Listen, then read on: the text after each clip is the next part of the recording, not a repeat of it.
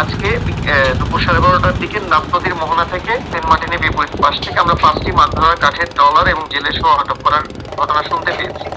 এর মধ্যে 2টি ট্রলারের তথ্য আমরা নিশ্চিত করতে পেরেছি, বাকি 3টি ট্রলারের মালিক ও জনবলের তথ্য এখনো পাওয়া যায়নি। তথ্য সংগ্রহের কার্যক্রম চলছে। 2টি ট্রলারে মোট 11 জন ছিল বলে আমরা জানতে পেরেছি। ট্রলারগুলো কারা ধরে নিয়ে গেছে বলে ধারণা করতেছেন? Arakan army.